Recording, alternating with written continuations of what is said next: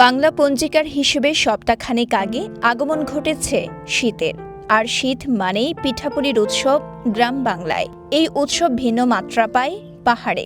সেখানকার নানা জনগোষ্ঠীর সাংস্কৃতিক ঐতিহ্যে প্রভাব পড়ে নানা পিঠাপুলিতে। বের হলে এখানে এসে মাঝে মধ্যে এটা বাসা বাড়িতে নিয়ে যাই এবং আমরা নিজেরাও খাই। খাইতেও মজা, কিন্তু মেহমান আসলে আমরা এখান থেকে নিয়ে যাই, আমরাও খাই বিকালবেলা সবসময় সন্ধ্যার দিকে। এবারও পিঠাপুলির উৎসব শুরু হয়েছে পার্বত্য জেলা খাগড়াছড়িতে। দেশের নানা জনপ্রিয় পিঠার সঙ্গে যুক্ত হয়েছে স্থানীয় পিঠাপুলি। এর মধ্যে সবচেয়ে বেশি জনপ্রিয়তা পেয়েছে মারমা সম্প্রদায়ের ছেচমা পিঠা বা ছাই সবক মু। পিঠাকে মু নামেই ডাকেন মারমা সম্প্রদায়ের সদস্যরা।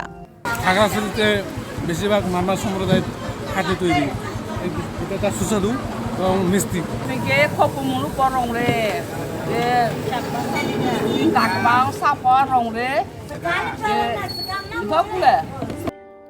অবশ্য ছেচমা পিঠা মারমা সম্প্রদায়ের হলেও গোটা খাগড়াছড়িতেই জনপ্রিয় এটি।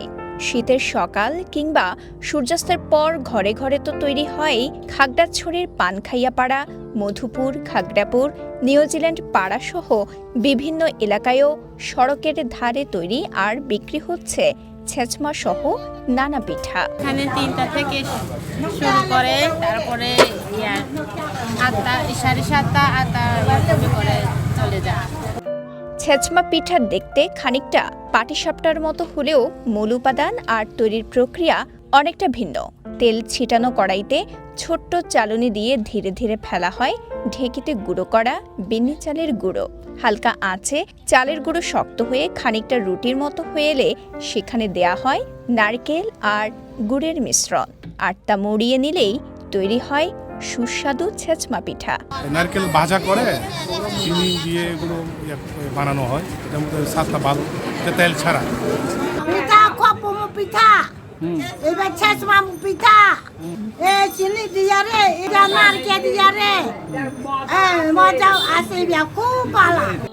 ছেচমা ছাড়াও সড়কের ধারে বিক্রি হচ্ছে কদা, কেন্দা, রেপড়ি সহ আরও নানা পিঠা। এসব পিঠা বিক্রি করে পুরো মৌসুমে সংসার চলে কয়েকশো মানুষের। খাগড়াছড়ি থেকে খোকন বিকাশ ত্রিপুরা জেকের পাঠানো তথ্যচিত্রে সাফা মারওয়া, কালের কণ্ঠ, চট্টগ্রাম।